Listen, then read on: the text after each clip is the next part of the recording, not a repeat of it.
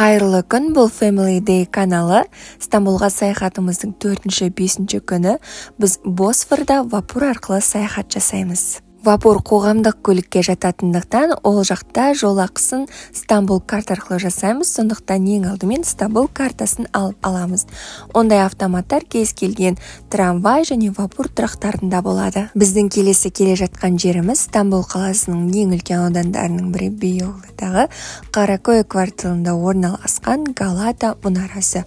Жол өте ұзақ болды, әбден шаршадық, бірақ өз мақсатымызға жетіп, Галата мұнарасы орналасқан жерге де келіп жеттік. Галата мұнарасы 507-508 жылдары Византия императоры Юстинианның билігімен салынған. Бұл қабырғадағы жазуда 29 мамыр 1453 жылы сейсенбі күні мұнараның кілті Константинопольді жаулаушы Фатих Мехмед Сұлтанға табысталып, толық ауысым процесі 1 маусым күні жұма аяқталды деп жазылып тұр.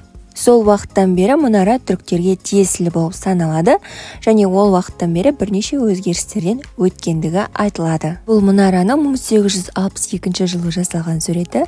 Байқағандарыңыздай төбесінде күмбез жоқ, ол алынған, потом қайта салынған. Бұл мұнарада болған ең есте қалар жайттардың бірі 1632 жылы Мұрат Сұлтан кезіндегі өмір сүрген ғалым Ахмет Челеби өз қолынан жасаған ұшатын конструкция планерге ұқсас.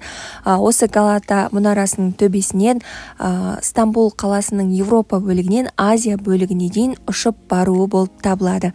Қазір сіздерге осы көрініс көрсетілген Көсем дәуірі атты түрік сериалынан фрагмент көрсететін боламын. Аллах, не дай мне позориться. А если я погибну, ты прости мне мои грехи, прошу.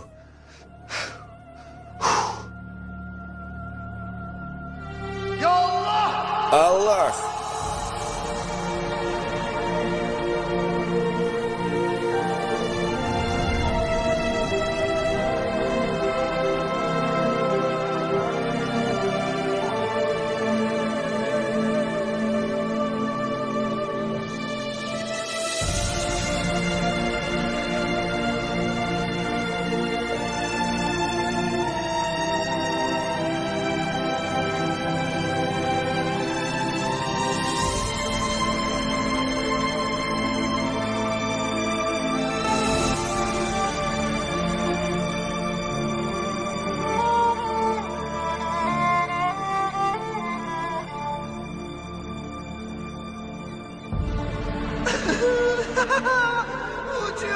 Я лечу!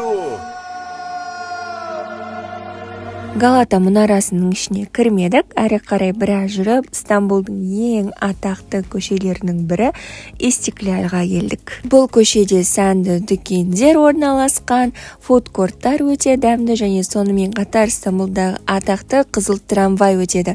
Видеода көріп тұрғандарыңыздай біз ол трамвайды көріп, мен жақсылап видеоға түсіп алдым, өте әдемі шыққан секілді, және мұнға келіп жатсаңыздар, Есен атты фудкортқа кірсеңіздер болады. Яғни бір жесең түсінерсің деген өте дәмді, өмірімізде жеген ең дәмді бургерлердің бірі болды. Қалаша құрықол туысқандарға ештеңе алмай қайтамыз, сондықтан да Стамбулдағы ең көне әрі әдемі базарлардың бірі Египет базарына, Мысыр чаршысына келдік. Көріп тұрғандарыңыздай 1664 жылы салынған өте әдемі базар. Иісті айтып жеткізу мүмкін емес, өте көп специя, түрлі тәттілер, рахат лукун сатылады. Бізді бұл жерде тегін түрлі тәттілер беріп, әбден тойдырып жіберді десем де болады. Үйдегілерге сувенир алатын болсаңыздар, осы базардан алыңыздар. Гранд базарға қарағанда өте арзан болып табылады. Хадиша өз репертуарында баламен қыдыру оңай емес. Ладно, не жалуемся, қалай келіп тұрып көрмей кетеміз деп Гранд базарға да келдік. Екі базардың бағасын салыстырып көрдік. Мұндағы баға египетский базарға қарағанда 7-8 есе көп десек те болады.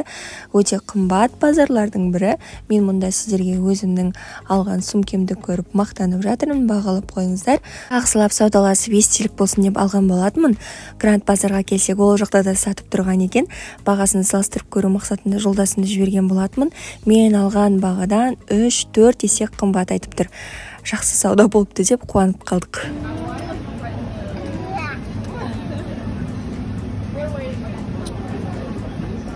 Осылай біздің Стамбулға саяхатымыз аяқталды. Турсыз өзіміз отбасымызбен барып қайттық. Сіздерге ұнаса лайк басып, комментарий жазып, каналға тіркеліп кетіңіздер.